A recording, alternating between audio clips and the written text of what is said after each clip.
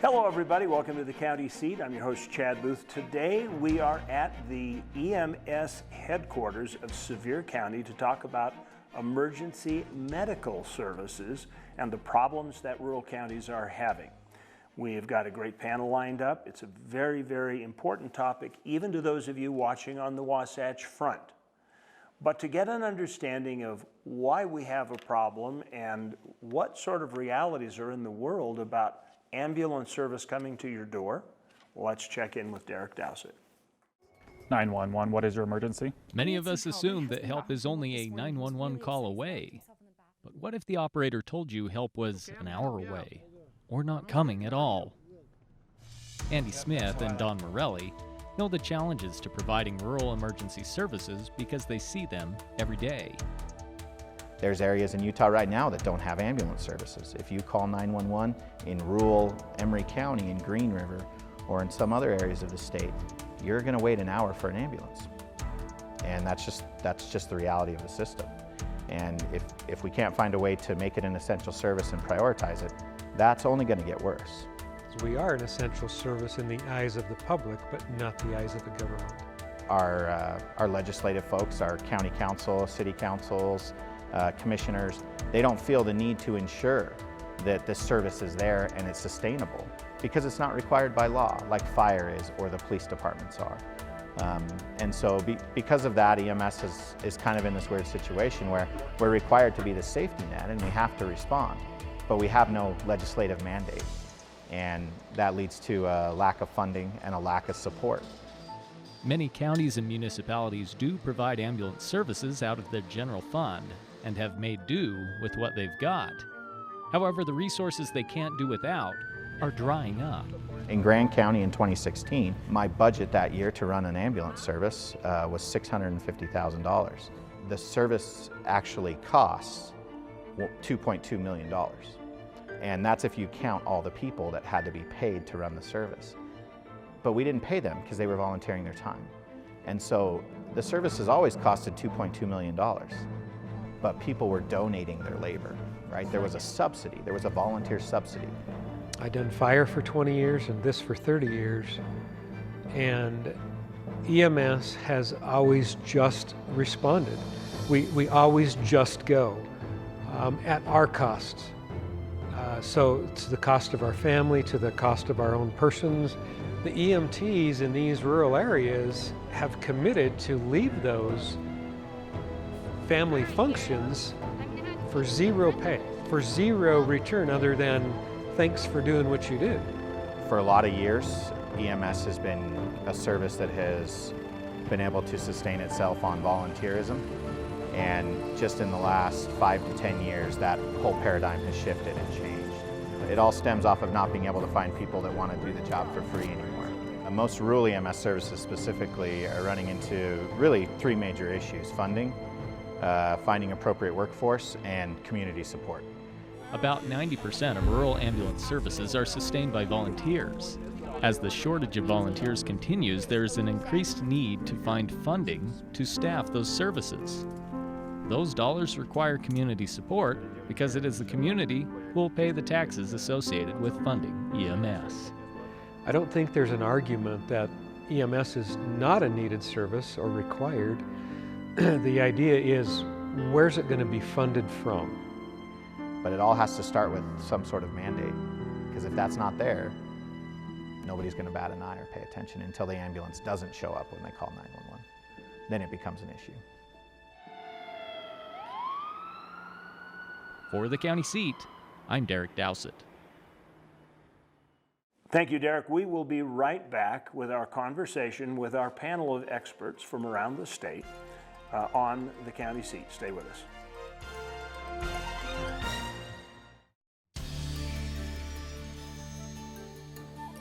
Welcome back to the county seat. We're talking today about the crisis of emergency medical services off the Wasatch Front. If you live in the Wasatch Front, you're not really aware of this problem because your fire department has got lots of EMTs on board and they can get to your house quickly.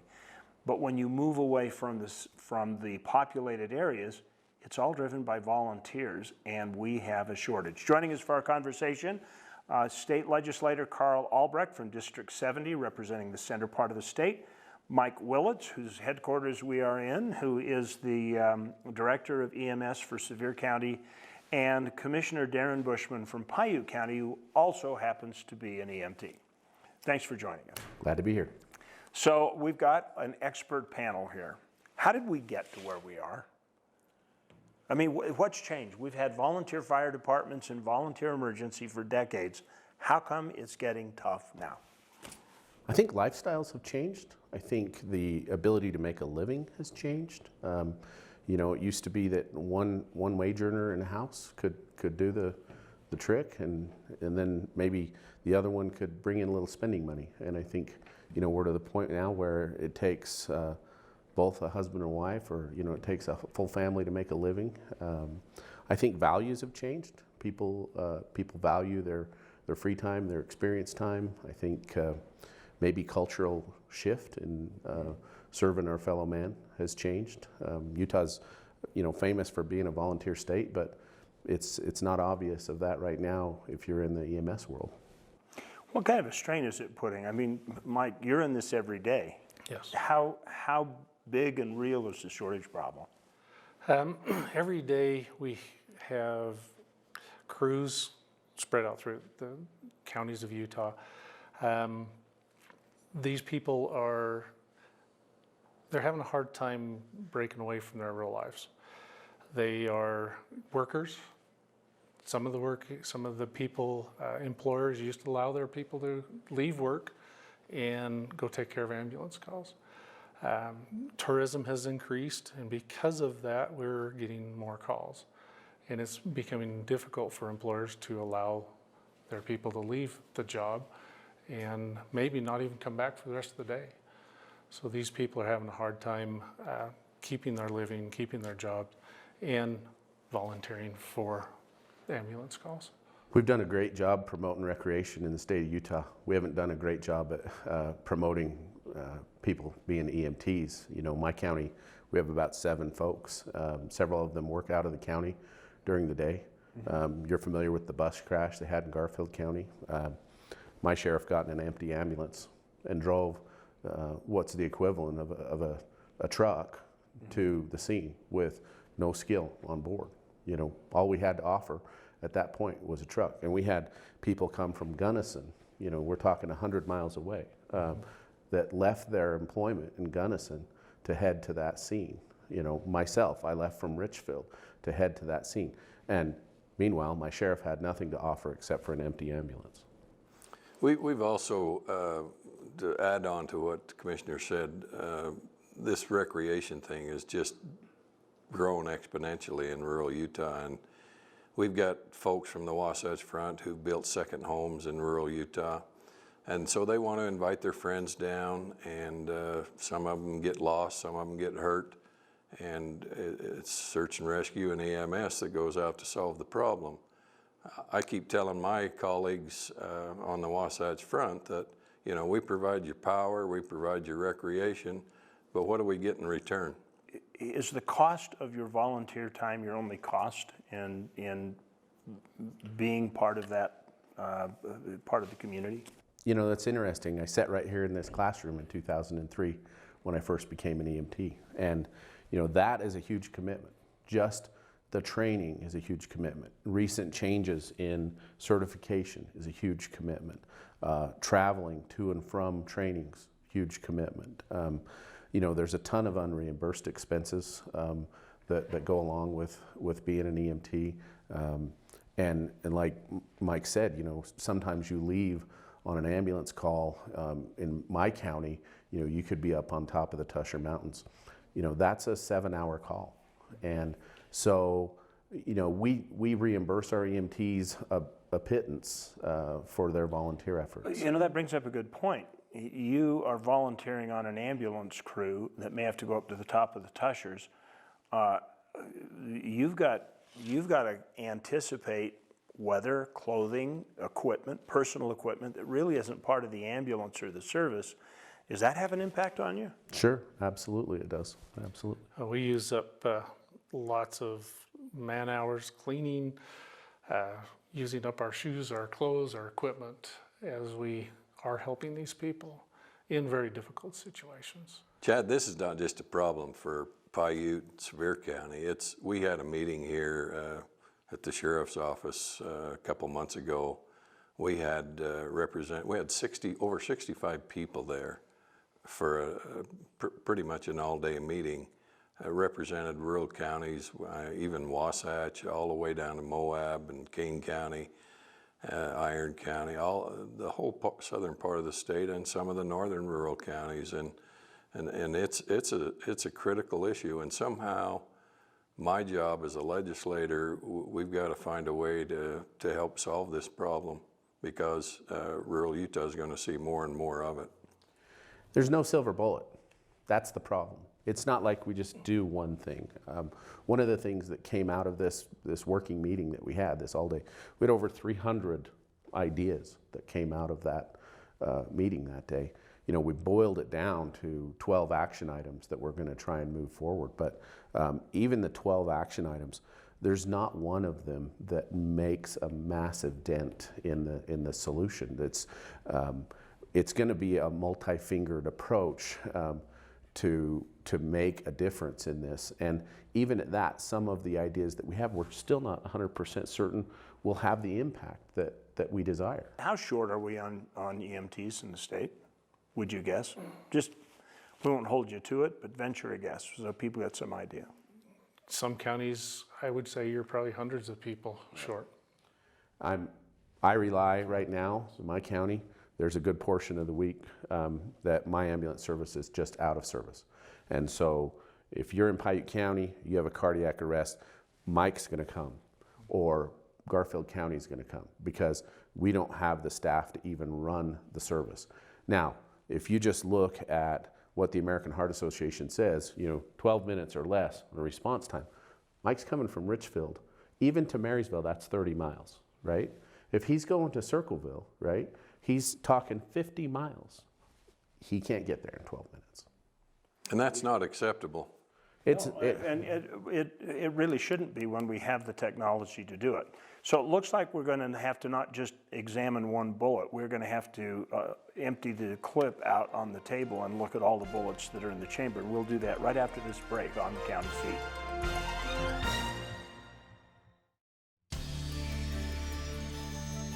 Welcome back to the county seat, having a conversation, a serious conversation about a real problem in the state with the shortage of available people and support for volunteer emergency medical technicians across the state.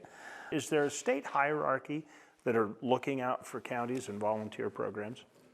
The Bureau of EMS is under the Health Department. They do manage the licensure and the basic law of the EMS through the state. Shouldn't this really be under public safety? That's what we would think, and we've met with the director of public safety, and we had a good meeting. He was going to go back and talk to his folks in the Department of Health, his associates. We feel like the infrastructure, the organizational structure, I should say, is already in place in rural Utah with DPS, with their highway patrol, sheriff, county dispatch, all of those operations. And to me, it makes sense that maybe that's where this EMS service should be aligned with. I wanted to point out there's a couple of things when we talk about public safety and we talk about the Department of Health. EMS really lives in two worlds. They live in the world of medical care. The health department kind of follows into that. But we do truly live the other half in public safety, the 911 system, as we are called out. We're called out continuously for lift assists, for accidents that may not have injuries. And so those kind of services that we do provide on the public safety side of life is unfunded. So there's a good quantity of what we do that it just falls under the billing that we do as ambulances. One quick comment though on the subject. Yeah.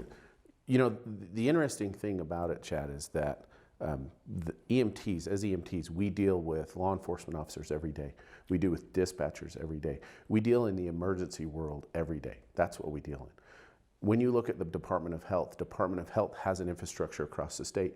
None of those organizations in any of those locations are dealing with emergencies. They're dealing with immunizations, they're dealing with, you know, health crises of other sorts, but none of those organizations across the state are involved in anything that we do on a day-to-day basis. Yet the Department of Public Safety, we work with them day in and day out, shoulder to shoulder. So you think that that's a transfer that needs to be well, made? in my opinion, it's malaligned. The other thing we need to think about for these rural counties is liability. You get a tourist from overseas or someone from the Wasatch Front that has a heart attack in Paiute County, let's say, because they have no ambulance service right now. And it takes Mike and his crew an hour and a half to get to them, and they pass away. Is that acceptable? Will there be a lawsuit because somebody wasn't there in 10 minutes? Is the county going to get sued? Those are important questions. We need to address them somehow. So let's go through some of these items that your session came up with and maybe prioritize the first 2 or 3. Well, we realize there's a lot that we're asking here. You know, we put together these 12 items. Some of them are really heavy lifts. But, you know, we've looked at an incentive program for first responders. And it's been done in multiple states. They've reimbursed or allowed for tax credits for unreimbursed expenses, training hours that are unpaid, tenure incentives, property tax credits for first responders, state income tax credits for first responders. You know, this is an enticement. This is something that we could do to convince the next generation that they need to serve their fellow man. So while you can't actually pay the volunteers, you can provide something that offsets the time they might be working in other areas by giving them tax credits. How much of an impact would that have on a state budget overall? Well, it's hard for me to say right now, Chad, but I do think that those incentives would certainly help folks in rural Utah as they're trying to decide, should I serve or should I not serve? These guys are in the trenches every day. Darren has a real problem there in Paiute County, and Mike's trying to help him out, and so is Garfield County. Something needs to be done. I don't know what the total cost. We need to look at that from the Department of Public Safety as being the overarching agency. We also need to look at other funding mechanisms. I'm running some amendments to the transient room tax this year. I've already included a line in there whereby the counties will have the option to add an extra 1% there, but then that puts Darren as a commissioner in the middle of his taxpayers trying to raise his taxes for that 1%. Should the state take on that? Maybe we need to take a serious look at that. Well, maybe it needs to be a little bit of both as a possibility. Funding is a big issue. Funding is a big issue across the board. The Bureau of EMS is paid for out of fines and forfeitures. Mm-hmm. And of course, you know, we did a JRI program that reduced a lot of fines and forfeitures. That's had an impact. The rural EMS grant program, Mike's well aware of. Yeah, we several years ago of the forfeitures, several $1 million has gone down to about $600,000 in the state of Utah. That is, individual agencies are getting $4,000 or $5,000 is all. We're going to take a break. We'll come back and talk about quickly the funds that we need to get to make this happen.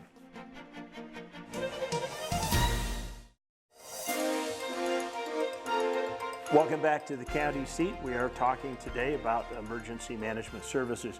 Okay, how do we pay for this? Obviously, the strain is not just on the people who live in rural counties, it's other people coming into the county, and not all of that's recapturable through TRT. How do we fix it? You know, we've talked about how many people are coming into our areas. Counties are seeing 45 to 85% of their calls are driven by out-of-area citizens. It's not fair to put that load on our local constituents. That cost it's not fair to have our local constituents fund that. So how do you do it? How do you fix it? Well, there's some options. We could maybe put raise the fee on vehicle registrations. We could do a number of things like that.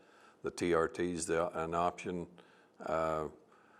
There's a way to do it if we can get my colleagues in the House and the Senate up there this next session to do something about it, realize that there's a serious problem, and I think we've got to sell that. I think the point that needs to be made to them very clearly is that in some counties, TRT is not going to cover this. I mean, you take somebody that leaves the Wasatch Front, goes down to Millard County, they don't have a big TRT base, nor does JUAB. They go out in the west part of the county and get in trouble. So there has to be other funding mechanisms. And so didn't we just do something similar with ATV registrations? We did. Yeah, so we've set a precedent for it. It's a model we could follow, certainly. Any other suggestions on things we should take up?